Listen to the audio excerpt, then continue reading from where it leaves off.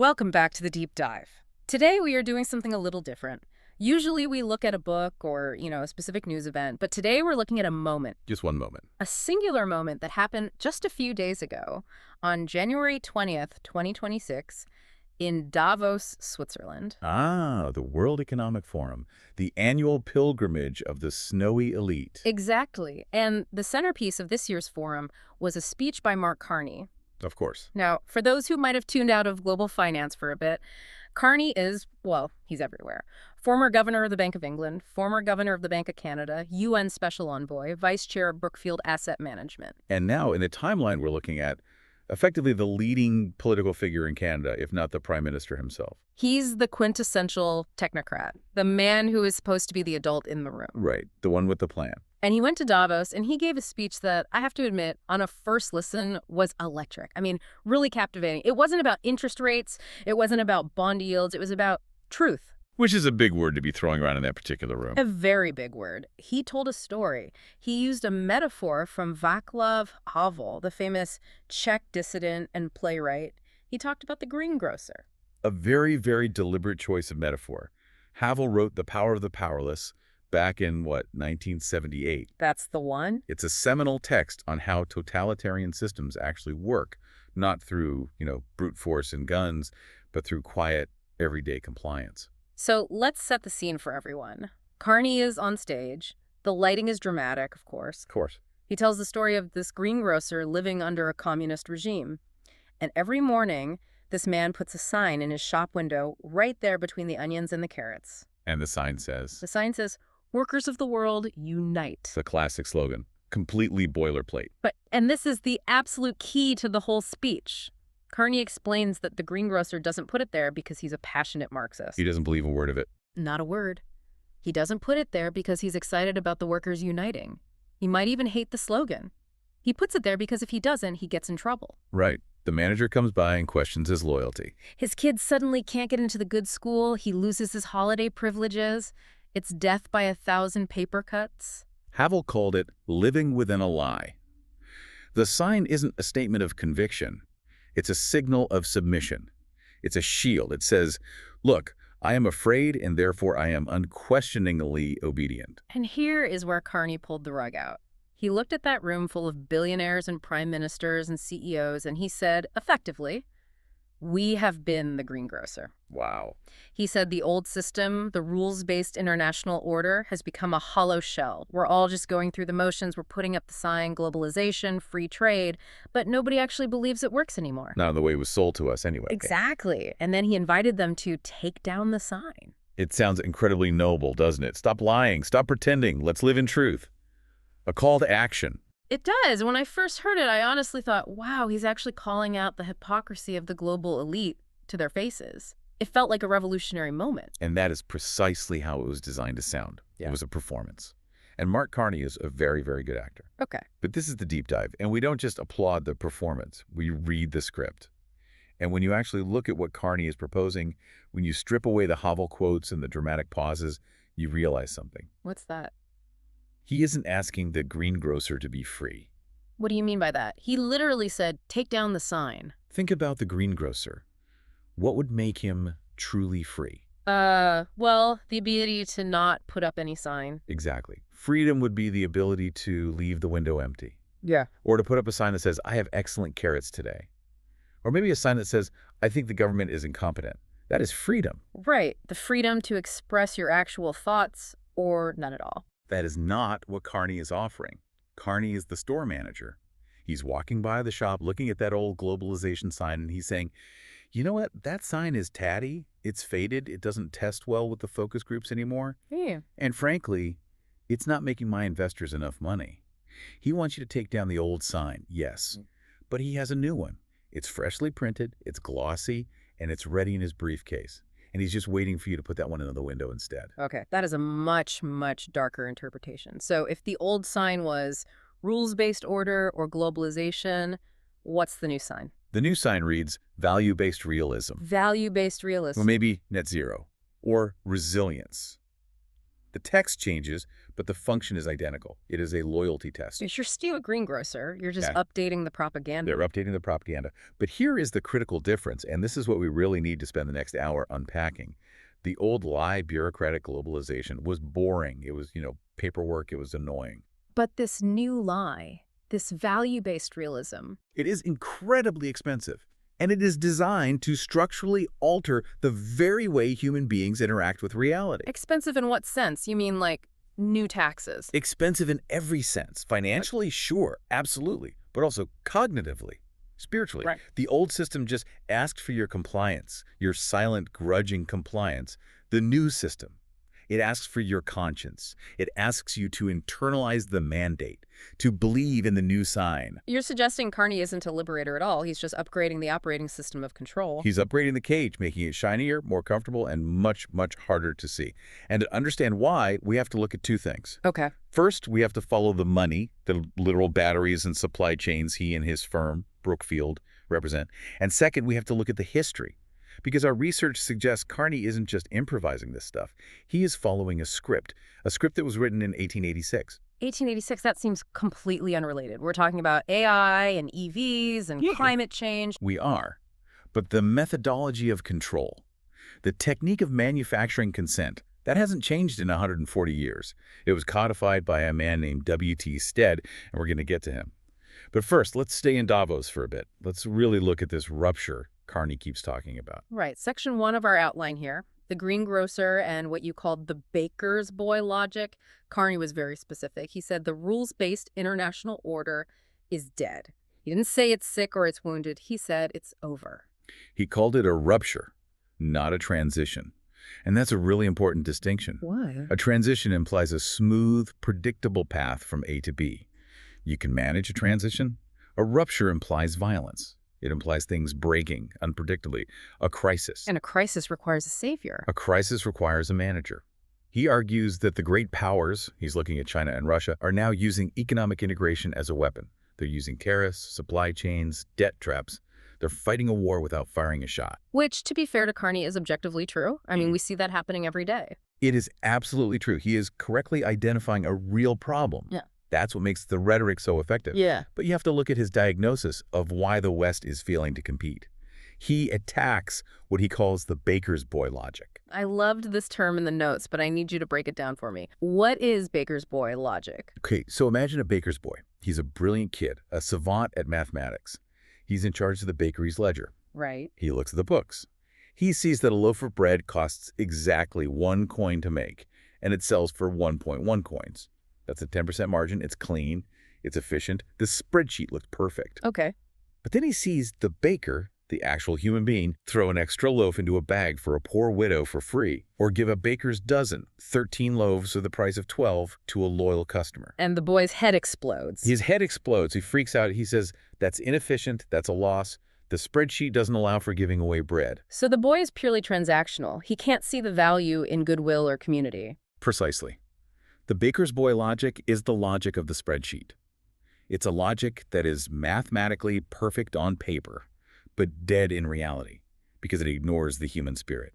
It ignores goodwill, community, trust, all those messy, organic, unquantifiable relationships that actually make a society function. And Carney's argument is that the West has been run by these baker's boys for the last 40 years. For 40 years, we chased the cheapest possible goods from China. We optimized our supply chains for maximum efficiency, and in the process, we ignored the values. We ignored the fact that we were gutting our own industrial base and empowering our rivals. And again, that sounds like a critique I would completely agree with. We did hollow out our manufacturing for cheap plastic toys and television. And this is the trap. This is the bait. He reels you in with a completely valid and powerful critique. He says, the spreadsheet is broken, and you nod your head and say, yes, it is. But then you have to pay very close attention to his solution. Does he say, so let's go back to the human element. Let's empower the baker to decide who gets the extra loaf. Let's rebuild those organic local communities. I'm going to guess that's a no. That's a hard no. Yeah. He says the spreadsheet is broken because the inputs are wrong. We need a new spreadsheet, a much more complex spreadsheet. And on this new spreadsheet, I will assign a numerical value to the extra loaf given to the widow. So he's not getting rid of the spreadsheet, he's just adding more columns. He's adding more columns, and he's putting himself in charge of the formulas. He calls for mission-oriented capitalism. He wants to replace the cold, simple logic of the market, not with organic human freedom, but with a top-down, technocratic mission dictated from on high. So instead of the free market deciding where capital flows based on, profit and loss, the mission decides. Correct. And who defines the mission? He does. He does. The World Economic Forum does, the UN does, the central banks do, and this is where that new sign comes right back into the window. The mission is the text on the new sign. Okay, so these values he's talking about, net zero, resilience, DEI, whatever the acronym of the day is. They aren't moral virtues that you cultivate in your heart. They're not principles you arrive at through your own thinking. They're compliance tests. They're compliance tests. In the old baker's boy world, if you had a coin, you could buy a loaf of bread. Simple. In Carney's new mission-oriented world, having a coin isn't enough. You have to have the right values. You have to display the sign. If you don't display the net zero sign, you don't get the loan to expand your bakery. You don't get the insurance in case of a fire. You don't get the bank account to process transactions. We saw a preview of this in Canada, didn't we? With the trucker protests. Bank accounts were frozen based on political alignment. Right. That was a glitch in the old system, an emergency measure. Carney wants to make it a permanent feature of the new one. That's the expensive part you were talking about. The old lie just required you to shut up and put the sign up. The new lie requires you to actively re-engineer your entire business, your entire life, to fit the mission. Precisely. And this isn't just philosophy, this is business. This is where we have to pick it from the Davos stage to the corporate ledger. Because Mark Carney isn't just a philosopher king spouting theories. He's the vice chair of Brookfield Asset Management, one of the largest alternative asset managers on the planet. Okay, let's go there. Let's talk about the money. Section 2, the loop. I want to dig into this because, we often hear follow the money and it's a bit vague. But here, the lines seem incredibly direct. They are direct lines drawn in heavy, permanent ink. And to see them, let's just look at one specific asset in the Brookfield portfolio. A company called Clarios. Clarios, right, I looked them up. They make car batteries. Making car batteries is like saying Amazon sells books. It's technically true, but it misses the scale of the operation entirely. Okay, elaborate. Clarios was formerly Johnson Controls Power Solutions. In 2019, Brookfield Business Partners led a consortium to buy it for $13.2 billion. $13 billion, with a B. With a B. That was a massive leveraged bet. This isn't a side hustle. It's a core part of their strategy. So why spend that much on a car battery company, it seems? Old tech. That's the genius of it. Clarios is the global titan of what are called low-voltage battery networks. They produce 1/3 out of every 3 low-voltage vehicle batteries on the entire planet. 1/3 is a massive market share. It's dominance. And we're not just talking about the old lead-acid battery in your 2005 sedan. We are talking about the advanced absorbent glass matte AGM batteries. And why are they so important? Because they're absolutely essential for modern vehicles. They run the start-stop systems in internal combustion cars, and crucially, they are the backbone of the electrical systems in electric vehicles. Wait, I thought EVs use those huge lithium-ion battery packs, the ones that are like the whole floor of the car. They do. That's the main traction battery that moves the car. But every single EV also needs a separate low-voltage network, usually a 12-volt system, though they're moving to higher voltages, to run everything else. What? The safety systems, the airbags, the computers, the infotainment screen, the lights, the power windows, the door locks. Everything that makes the car a car. And not just a battery on wheels. If that 12-volt battery dies, your multi-ton EV is a brick. You can't even open the door. So you cannot have an EV without the kind of technology Clarios owns? You cannot. They own the patent portfolio for the transition. Brookfield didn't just buy a battery company, they bought the bottleneck. Okay, that's a powerful position. It gets better, Really? or worse, depending on your perspective. Clarios operates what they call a closed-loop system. They are one of the world's largest recyclers of lead. They recover something like 8,000 batteries an hour globally. Wow. They take these old batteries, they break them down, they recycle almost all of the lead and the polypropylene plastic, and then they use that recycled material to make new batteries. I mean, that sounds great, recycling, the circular economy. That's what we want, right? It sounds wonderful in a Davos speech, doesn't it? It's the perfect ESG story. But look at the business economics of it. If you own the recycling loop, what happens to your raw material costs? They plummet. You're basically getting your inputs for free from the waste stream. Exactly. It is a money-printing machine. It's an almost perfect business model. If there's enough demand for the new batteries. If you can guarantee a massive, predictable, and ever-growing demand for your product, and how, as a private company, do you ensure that kind of demand? You get the government to mandate. You get the government to mandate it. Yeah. And there it is. This is where Carney the politician meets Carney the asset manager. He stands on stage in Davos, and he pushes for aggressive EV mandates. He pushes for net zero targets that outlaw the internal combustion engine on a specific, non-negotiable timeline. So he's not just saving the planet in his mind. He is guaranteeing the future volume for his factory. He is using the coercive power of the state to force you, the consumer, to buy his product. He is de-risking that $13.2 billion investment for his partners. But hold on, Carney talks a lot about strategic autonomy. He says we need to get off of Chinese supply chains. That's a huge part of his value-based realism pitch. Build resilience at home. He says that. He puts that sign in the window. Yeah. But let's look at Clarios again. Where is their Asian headquarters? Let me guess. Not in Tokyo. Shanghai. They have massive production facilities in China. They are deeply, deeply integrated into the Chinese industrial ecosystem. They've been there for decades. So the strategic autonomy is just marketing. It's a lie. It's a marketing term. The reality isn't value-based realism, it's portfolio-based realism. The portfolio needs what the portfolio needs. Brookfield has incredibly deep ties to China. They have long-term renewable power contracts with Chinese industrial giants. And the battery materials. There are complex connections.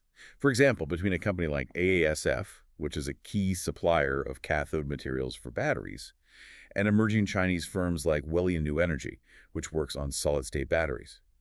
Brookfield is in the business of providing power and infrastructure to these industrial giants.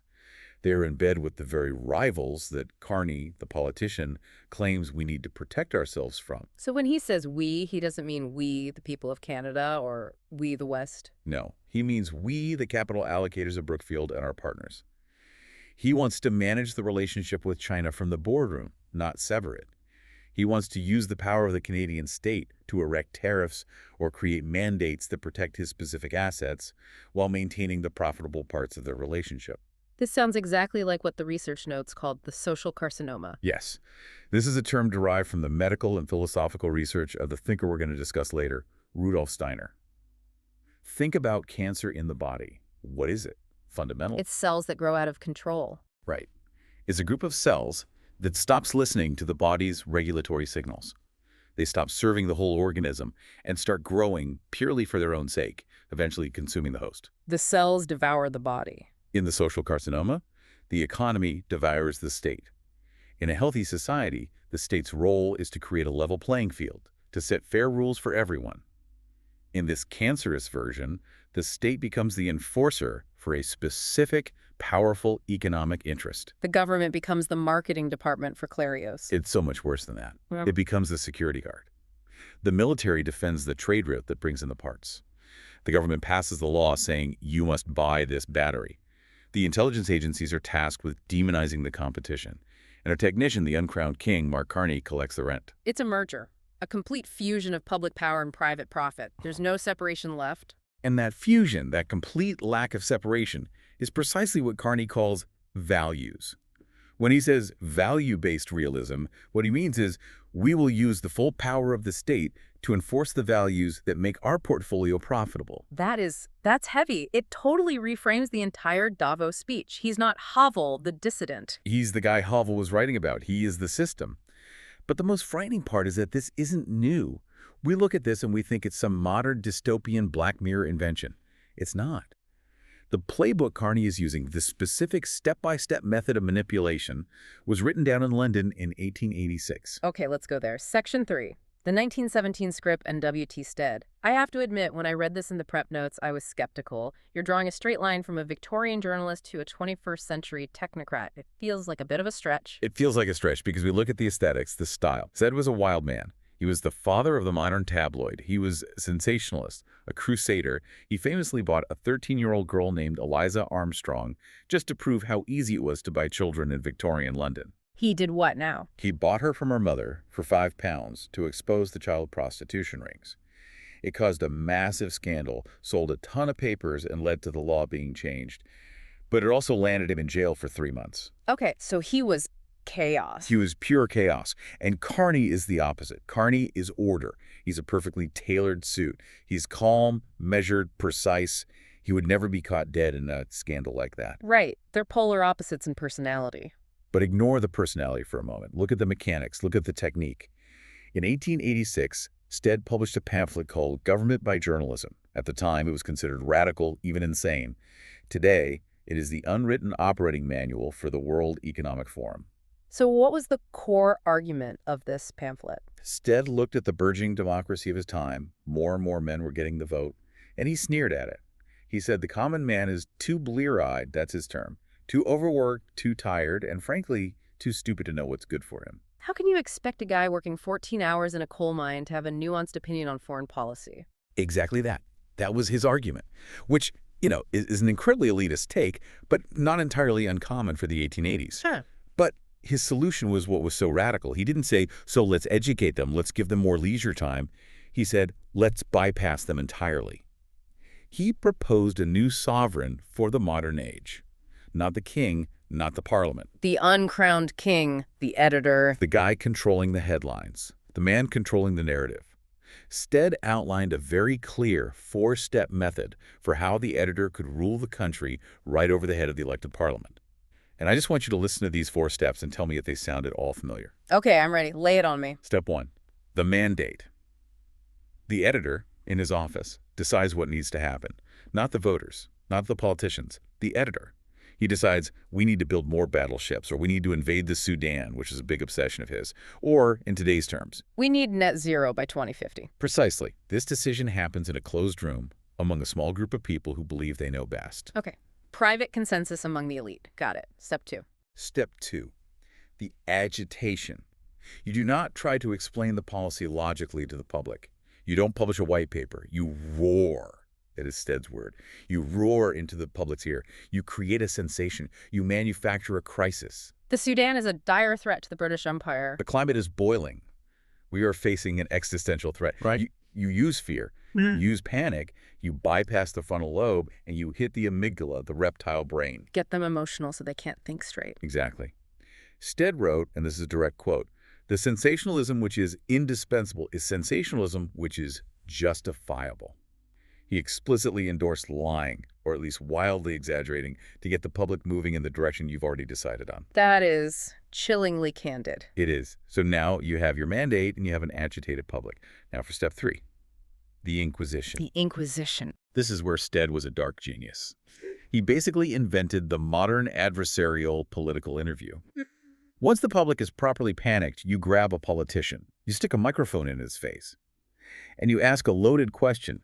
Minister, the people are terrified of climate change. Why aren't you acting? Do you want us all to die? You corner them. You make it impossible for them to say, well, hold on, let's look at the data. This is a complex issue. You can't say that. If they hesitate, if they call for nuance, they're a monster. They're a denier. They're against the planet. They're against safety. So they have to capitulate, which leads to step 4. Step 4, the surrender. The politician, terrified of being destroyed in the press and losing the next election, bows to the public opinion that the editor has just manufactured out of thin air. Yeah. He signs the mandate into law. And the loop is closed. The editor decided on a policy, used his media empire to scare the public, used the scared public to bully the politician, and got the policy he wanted from the very beginning. And the average voter sits at home and thinks, wow, the government finally listened to us. But the government didn't listen to them. The government listened to the script written by the uncrowned king. And you're saying Carney is the modern editor. Look at his career. Look at the pattern. What was his famous tragedy of the horizon speech back when he was at the Bank of England? That was the mandate. That was the mandate. He, the technocrat, decided that central banks needed to start pricing in climate risk. Then came the agitation years of it. Endless reports from the UN, the WEF, the media about the climate emergency, the Code Red for Humanity, And then the Inquisition. ESG scores, the Task Force on Climate-Related Financial Disclosures. If a CEO doesn't sign up for the net zero pledge, what happens? BlackRock or Brookfield or the other big asset managers show up at the shareholder meeting and ask, why are you risking your shareholders' long-term value? Why are you acting like a dinosaur? They force them to kneel. And finally, the surrender. Governments all over the world adopting mission-oriented capitalism and net zero targets. It is the W.T. Stead script. Word for word, just updated for the digital age. Carney is the uncrowned king. He and his peers in Davos genuinely believe they're the only ones smart enough to steer the ship of state. They look at the rest of us, the blear-eyed masses, and they think, if we let them actually vote on this, they'll choose cheap gas and hamburgers every time. We can't let them do that. We have to scare them into making the right choice. It's paternalism weaponized by mass media. It's the 1917 script. We call it that because 1917, the era of Woodrow Wilson and the entry of America into World War I, was when this Stead method moved from just journalism into full-blown statecraft. Wilson was the ultimate Stead disciple. He talked about making the world safe for democracy while jailing his political opponents. He talked about self-determination while building an American empire. Carney is the spiritual heir to Wilson, high-minded rhetoric masking ruthless centralization of power. You mentioned before that 1886 was a fork in the road. If W.T. Stead was one path, the path of manipulation and control, what was the other path we didn't take? The other path was emerging at the exact same time, not in London, but in Vienna. A young, brilliant philosopher named Rudolf Steiner. The Waldorf education guy? I note his name from that. The very same. But long before Waldorf schools, back in 1886, he was a philosopher editing the scientific works of the poet Goethe, and he published a book called Theory of Knowledge. And at the very same moment that Stead was arguing that human beings were too stupid to think, Steiner was mathematically and philosophically proving that thinking is the only path to true spiritual freedom. Okay, how so? Steiner argued for something he called ethical individualism. He said we aren't just biological machines driven by instinct and emotion, which is basically what Stead believed. He said we have within us the capacity to think purely, to connect our own minds with objective truth, and to act not out of fear or duty or coercion, but out of love for the deed itself. So Stead says control them from the outside with fear. And Steiner says free them from the inside with thinking. That is the fundamental choice of the modern age. And it leads us directly to the philosophical monster at the heart of Mark Carney's entire plan. It leads us to the social homunculus. Section 4. Okay, social homunculus. I'm going to need you to explain this to me like I'm 5. What is a homunculus? In old alchemy, a homunculus was a tiny, artificial human being that a magician would supposedly create in a flask. It looked like a person, it walked and talked like a person, but it wasn't real. It had no soul. It was a construct. That's incredibly creepy. It is very creepy. And Steiner used this concept to describe a society that is wrongly organized, that is put together in an unnatural, unhealthy way. How so? Okay, think of the human body for a second. In a simplified way, you have 3 main systems, right? You have the head, which is the nerve sense system, thinking of the rhythmic system, the heart and lungs, feeling. And you have the metabolic system, the gut, and the limbs, willing and doing. Head, heart, gut. Simple enough to follow. In a healthy body, these 3 systems are autonomous, but they cooperate. Your brain thinks, but it doesn't try to digest your lunch for you. Your heart beats, but it doesn't try to do algebra. They each have their own domain. Right. If your brain tried to force your stomach to digest faster because you had a deadline, what would happen? You'd get an ulcer. You'd get sick.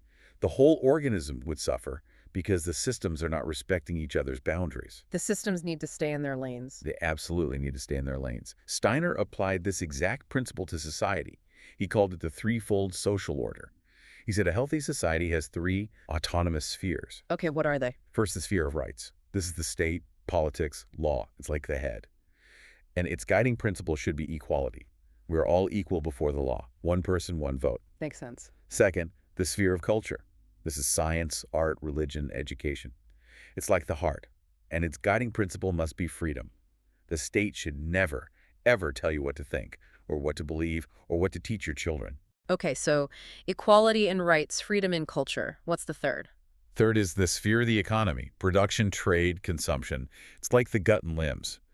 And its guiding principle should be fraternity, or what we might call association. We freely associate to work together to meet each other's needs. Equality and rights, freedom and culture, fraternity and economy. That is the model for a healthy, free society. Now, look at Carney's unitary state. What is he doing with his mission-oriented capitalism? He's mixing them all up. He's smashing them together. He's smashing them into a bloody pulp. He wants the state, the head, to dictate the mission. The mission is a cultural value, net zero. So he's collapsing the right sphere into the culture sphere. Then he uses the power of the state to force the economy, the gut, to execute that mission. He's making everything one giant system. One giant system. He wants a world where your access to the economy, your ability to earn a living, depends entirely on your obedience to the state and your public belief in the approved culture. So the brain is telling the stomach, you will only get food if you believe in the correct scientific and political dogmas. Exactly. And this creates the social homunculus, a monstrous, artificial, soulless society. It ties the systems together so tightly that if you disagree with the government's policy, the right sphere, you lose your bank account in the economy sphere. If you question the official scientific narrative, the culture sphere, you lose your job in the economy sphere, and maybe you're labeled a domestic terrorist by the right sphere. It is a totalitarian organism. It is the very definition of totalitarianism. It's total integration. There is no space left for the individual conscience to breathe. The greengrocer has no private space left at all. He can't even think to himself, I hate this new climate policy, without the smart sensor in his window registering a value alignment error and automatically docking his social credit score. That is the expensive part of the new lie. It literally costs you your soul. It costs you your humanity. Because a human being needs that separation to be free. You need to be able to make a living, even if you think the prime minister is a fool. You need to be able to research scientific ideas that the state disapproves of. Carney wants to close all those gaps. He calls it efficiency. He calls it alignment. It is the death of the human spirit. This brings us to the final section, which I think is crucial, the vehicle upgrade trap. Because the way this is all sold to us, it sounds so tempting. Of course it is. Yeah. Mark Carney isn't stupid. He's a brilliant communicator. He doesn't come out and say, I want to enslave you in a monstrous social homunculus. No, he says, I want to save you. I want to save the planet. I want to save democracy from the authoritarians. Think of it like a smartphone update. You know when your phone starts getting a little slow and a notification pops up? System upgrade, available, new features, better security, cooler emojis. I always click install. I want the new emojis. We all do. It's easy. It's an upgrade. Carney is offering a civilization upgrade. He stands there and says, look at the old car, the rules-based order. It's rusty, it pollutes, it's unfair. The supply chains are broken, war is coming, it's a dangerous world. Here, he says, take the keys to this brand new vehicle. It's called value-based realism. It's shiny, it's green, it's safe. It's an EV for your soul. But there's a catch. There's always a catch. The catch is buried deep in the 500 pages of terms and conditions that nobody ever reads. And the catch is this. To drive the new car, you have to agree to let the car drive you. What does that mean? You have to agree that the car can lock the doors if you say the wrong thing inside it. You have to agree that the car reports your every location, your every conversation back to Brookfield and the state, 247, for safety and alignment purposes. Your trading agency for the promise of safety. You are trading your freedom for a feeling of security. And the real tragedy is that the safety is a complete illusion. The social homunculus is inherently unstable. A body where the brain tries to be, the stomach always dies. The Soviet Union was a homunculus. It collapsed under its own weight. Carney's system will collapse too, eventually. But it can do an unbelievable amount of damage to human lives before it does. There's a term in the notes I love, flea anatomist. Ah, yes. It's another Steiner critique. He talks about scientists and academics who are flea anatomists. Go on. They put a flea under a microscope. Yeah. And they are brilliant. They can tell you every hair, every muscle, every joint on that flea's leg. They are the world's foremost experts on the anatomy of the flea. But they're so focused on the flea that they don't notice that the flea is living on a dog. And they certainly don't notice that the dog is running at full speed towards a cliff. We are the flea anatomists. We are. We turn on the news and we debate the flea details. Is a 10% tariff on Chinese EVs too high? Or should it be 8.5%? Is the carbon tax truly revenue neutral if you account for this and that? Did Mark Carney make a clever joke in his speech? We're debating the settings on the dashboard of the new car while the car itself is being built around us to be a prison. We are debating the font on the new sign in the greengrocer's window. Carney wants us to debate the font. Should it be serif or sans serif? Should the sign say globalization or value-based realism? As long as we are arguing about the details on the sign, we aren't asking the one question that matters. Why do I have to put a sign in the window at all? Why does the store manager get to decide the contents of my conscience? Exactly. That is the only question that can break the spell. So let's wrap this up. We've covered the speech, the money, the script, and the monster. It's a lot to process, and frankly, it's terrifying. The machine feels too big to fight. It is big. It's meant to feel that way. but its entire structure relies on one single thing, one point of failure. And what's that? It relies on you agreeing to be the greengrocer. It relies on your consent to live within the lie. So Carney's advice at the end of his speech was actually good. Take down the sign. It was the best advice he ever gave, even though he didn't mean it the way we do. We should take down the sign. But do not put up his new one. Do not put up net zero. Do not put up, I support the current thing. Do not put up value-based realism. Leave the window clear. Let reality in. And what does that look like in a practical sense? It looks like going back to that fork in the road in 1886. It looks like choosing the path of Steiner over the path of Stead. It means choosing to think. Thinking sounds so passive, so small against this huge machine. Real thinking, conscious thinking, is the most active and powerful force in the entire universe. W.T. Stead made a bet 140 years ago. He bet that we were too lazy, too tired, too blear-eyed to think. He bet that if he roared loud enough, if he scared us enough, we would beg for an editor to tell us what to do. And Carney is doubling down on that bet. He is all in on that bet. He is betting that if he scares you enough with climate change and pandemics and war, you will beg for a central banker to run your life for you. So the act of resistance is simply refusing to be agitated, refusing to be scared. Refusing to be agitated, refusing to let the roar bypass your brain and go straight to your gut. When you see the sensational headline, ask, Who wrote this? What is the mandate behind this agitation? When you hear a phrase like value-based realism, ask, whose portfolio does this value actually benefit? look for the wires, look for the batteries, look for the closed loop. Look for the batteries, and most of all, recognize that you do not need a social homunculus to be a good person. You don't need the state to tell you how to be a good neighbor or how to care for the earth. You have a heart for that. You have a mind for that. You are already equipped. The ultimate act of rebellion in their world is just to be a whole, thinking, feeling human being. In a world that is trying to turn you into a component in a machine, just being a human is the most revolutionary act imaginable. I think that is the perfect place to leave it. Mark Carney wants to give us a civilization upgrade. I think maybe we'll stick with the original operating system, human freedom. Amen to that. Thank you for guiding us through this maze. This was a deep one. It's always a pleasure to look behind the curtain. And to you, listening, the next time you see a sign in a window or on your phone screen or on the news, ask yourself, did I put that there because I believe it? Or did the manager tell me to? Maybe it's time to take it down. Welcome to the deep dive. We'll see you next time.